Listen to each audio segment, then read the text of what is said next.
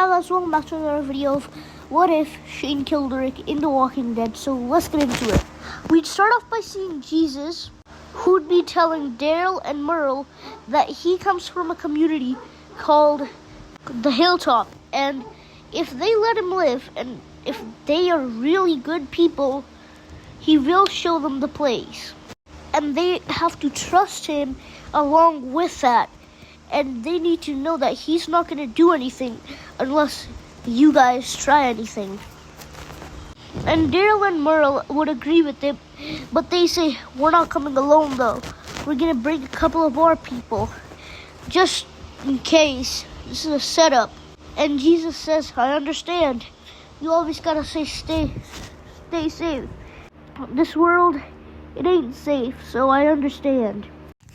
And it'd be a few days later, and then the group finally make it to the hilltop, and they're led into the hilltop by Jesus. And when they see how life is in the hilltop for the residents in the hilltop, and how hilltop just looks in general, it's much better than Alexandria is right now. And the leader of the hilltop would say, his name is Gregory, and he introduces himself as the leader of the hilltop. And he says, fine place, isn't it? And he says, we wouldn't mind an alliance with you guys. You seem like decent folks, but you gotta help us out so we can help you guys out. And while the tour is going on, Gregory would get into an argument with one of the hilltop residents, and his name being Ethan. And in this heated argument, Ethan would stab Gregory in the stomach, which leads into Gregory getting injured. But then Carl pushes Ethan off of Gregory and he tells him, what the hell, man? And Carl and Ethan would get into a fight, where eventually Carl would pick up something like a brick or something and hit Ethan in the head. 'Cause let's be real here, Carl is not beating a grown man. He's literally like 14 in season 6, so yeah, he can't beat Ethan in a hand-to-hand fight. He has to use a weapon to win. And then eventually Ethan would get knocked out, and in this universe Carl doesn't kill him, because in the original universe Rick killed him, but Carl wouldn't kill him because he's more peaceful and is a kid still, so technically he shouldn't be that brutal. A few of the hilltop residents would start screaming, kill them! And they'd aim at Carl, and then Carl also gets his gun up on them. Spencer has his gun out for a fight, and so would Morgan and everybody else. But then Jesus calms both of the sides down, and he'd say, guys, let's all calm down here. Now, they did hurt Ethan, but it's for a good cause. He tried to kill Gregory, and Ethan is still well alive.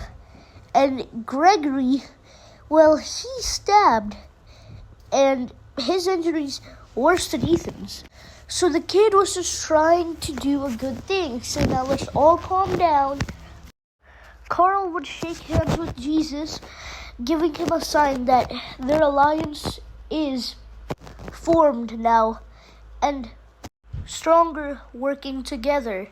Carl tells the rest of the group that the Hilltop are allies now of Alexandria, and they shall work together to take down the Saviors, as the Hilltop is also being controlled by the Saviors, and if they work together, they could possibly win against the Saviors. Speaking of the Saviors, we'd see the Sanctuary, and we'd see Shane there. And he's thinking whether or not he should leave the Saviors and join up with Alexandria. As when he met back up for the Horde attack, when he went to save Alexandria from the fight, he felt happy again. like those people there were his family, and he doesn't feel the same way with the Saviors. But then Shane would come up with the plan. He'd remember how they killed Bob and Glenn. But then he'd see a prisoner in the sanctuary, and that prisoner is crying, and that prisoner is Reg. And he was picked up by the Saviors a few hours ago, and the group have not noticed anything about Reg's disappearance, as most of them are at the hilltop right now. And Shane tells him, "Don't worry, old man. I'm gonna get you out of here safe and sound."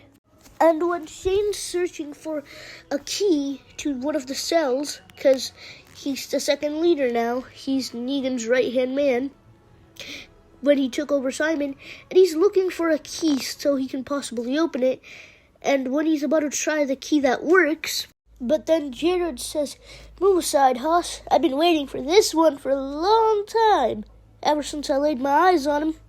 And the second Jared gets in the room, he slits Reg's throat, with Shane screaming at Jared, while Reg slowly suffers, and slowly he'd fall to the ground, and he'd die in Shane's lap. And Jared says, "Well, it's best you shouldn't show emotion now for random strangers." Shane says, "I wasn't aware you guys picked him up, and that wasn't an order from me or the big man." And Jared looks at Shane deep in the eyes, and he tells him, "Nobody orders me the hell around, so you best keep your mouth shut."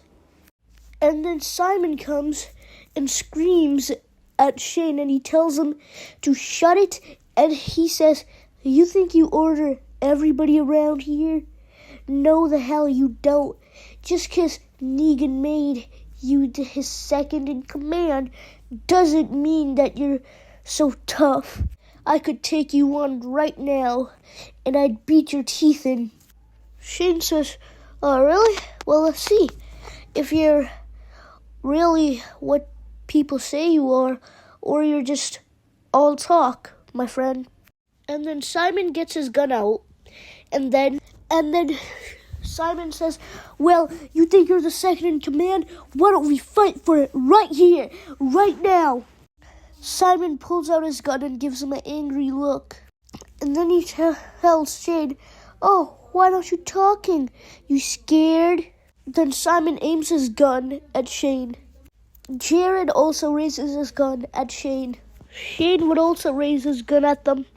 And then a gunshot goes off. And the person who's struck with the bullet is... Anyways, guys, that'll be it for today, everybody. I hope you guys enjoyed, and bye-bye!